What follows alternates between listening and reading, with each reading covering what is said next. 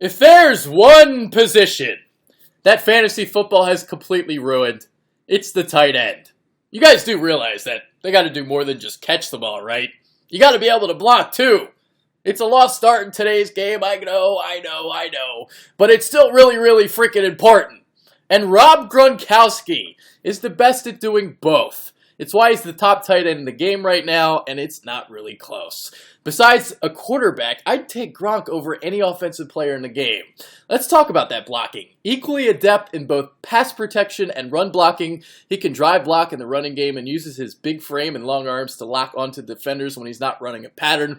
Gronk doesn't get enough respect in this area of his game. I mean, again, blocking isn't sexy, but he is absolutely uncoverable in the passing game. At 6'6", 265, he ran a 4.6, 540 at the combine. I mean, that's just insane.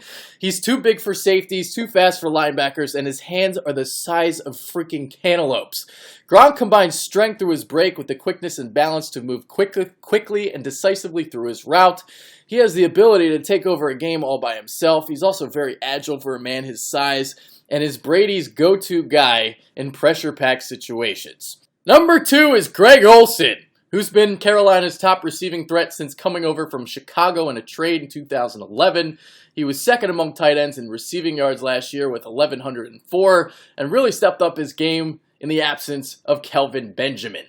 Olsen runs crisp routes, has soft hands, is tough over the middle. He's a tough cover for a linebacker because he's agile and his footwork is so good, but he's also too physical for a slot cornerback. Blocking isn't Olsen's strength, but he's worked at it diligently since coming into the league and has improved and become a little bit respectable in that area. Finishing blocks is where he tends to get too finesse, but he's capable of cracking down on ends and linebackers from the slot position. Jason Witten is number 3. He may not be the receiving threat he used to be, but he's still one of the elite blocking tight ends in the game. Probably second behind Gronk. And that's scary considering how dominant Dallas's offensive line already is.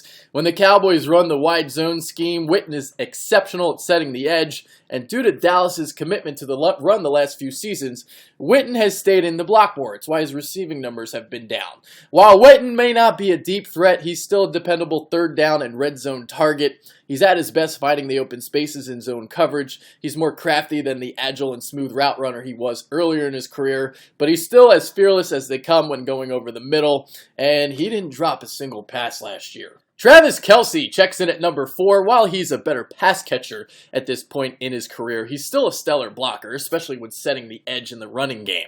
He's effective both in line and on the move pre-snap. He uses his athleticism to get to the second level with ease and lock up linebackers. Kelce has very good speed for a big man to go along with soft hands in the receiving game. He uses that speed to run the seam and has learned to use his frame to box out defenders in the red zone. If Kelce wants to become an elite tight end in this league, he's got to cut down on the drops a little bit. He posted 6 last year. I've got Tyler Eifert at number 5. He's finally lived up to his greatness after being hobbled by injuries his first 2 seasons.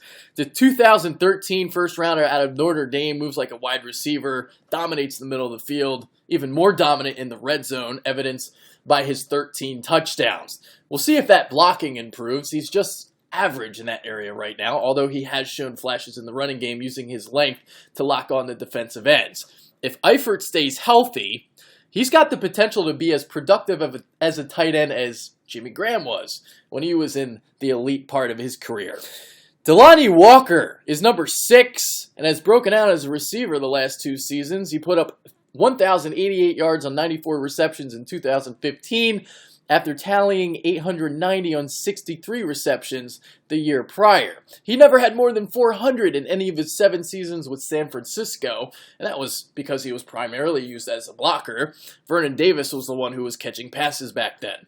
And speaking of that blocking, Walker can still do it with the best of them. He opens up a lot of holes in the running game due to his lateral agility and being able to wall off linebackers. He also does a really solid job of cracking down on defensive ends.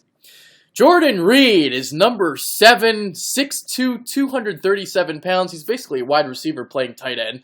He's got quick feet, accelerates well in and out of his breaks. He also has a really good grasp how to use the space on the field. Blocking can be a problem for Reed because he is a smaller tight end. He's not strong enough to be at the end of the line and be asked to play power football, push defenders backwards. He's at his best when he's asked to crack block, so he can do that a little bit. Jimmy Graham is number 8, and quite frankly, I had no idea where to put him. What a disappointing first year in Seattle after all those dominant seasons with Drew Brees in New Orleans.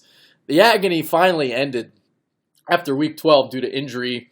Graham just wasn't targeted much, and some of that has to do with the scheme. Graham wants to be in space, while the Seahawks want him to kind of go over in the middle, be a tough kind of guy.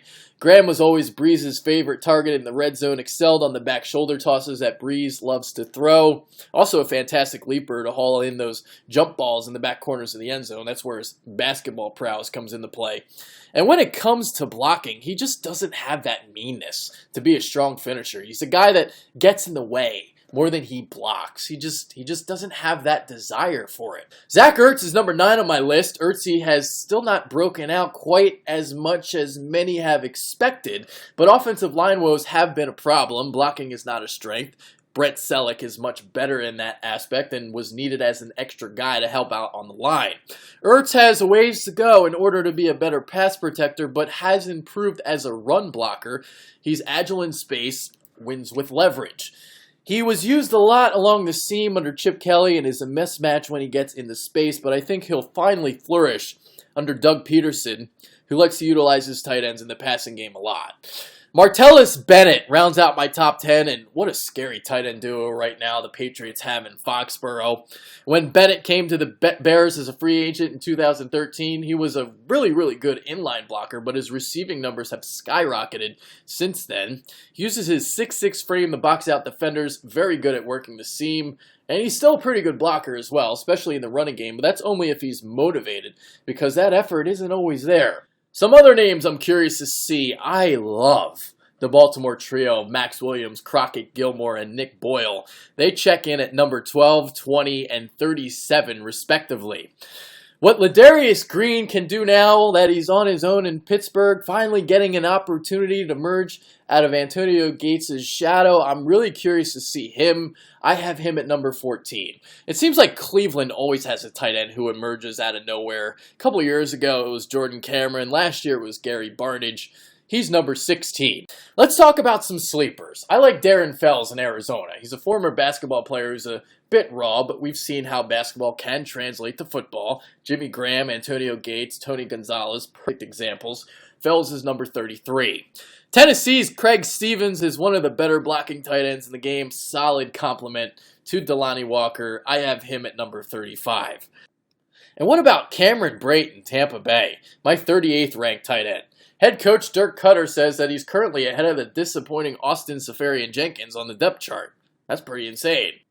Alright, so those are my tight end rankings. Let me know what you guys think, whether it's on YouTube, Facebook, Twitter, whatever. Who's your top 5? Who's your top 10? Who's some guys you think are overrated, underrated? Let me know.